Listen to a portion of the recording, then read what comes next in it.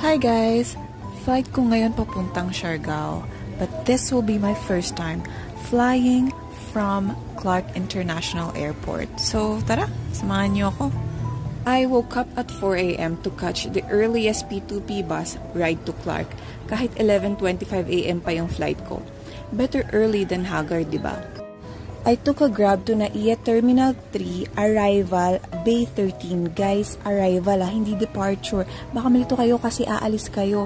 Pero, arrival, Bay 13 sa pinakadulo. Tatawid lang kayo at makikita nyo na yung booth ng NAIA to Clark. Posted yung schedule ng bus trip dun sa booth. So, 12 a.m. to 10:30 p.m. yung biyahe nila. Hindi kayo dyan magbabayad, diretso sakay na lang kayo sa bus. Tapos may conductor na maniningil ng fare, which is 450 pesos. By 5:30 a.m., umalis na kami. Sa bus pa lang guys, puro foreigner na yung kasabay ko. Siyempre, saan ba ako pupunta? Kundi sa United Nations of Siargao. Sobrang comfy sa bus, malawak yung legroom, malakas yung aircon, hindi siksikan. So perfect matulog kung kulang ka pa sa tulog.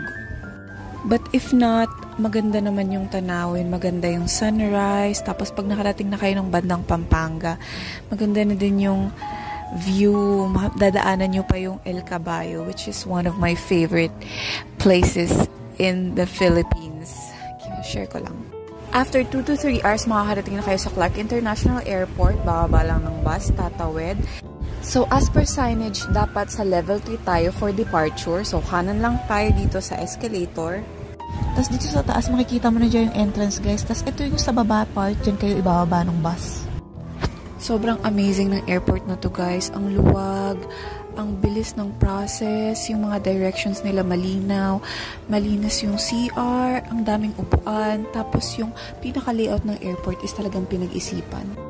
So, mag-aalat lang talaga tayo ng extra time and extra money para bumiyahe ng Clark, but it's all worth it.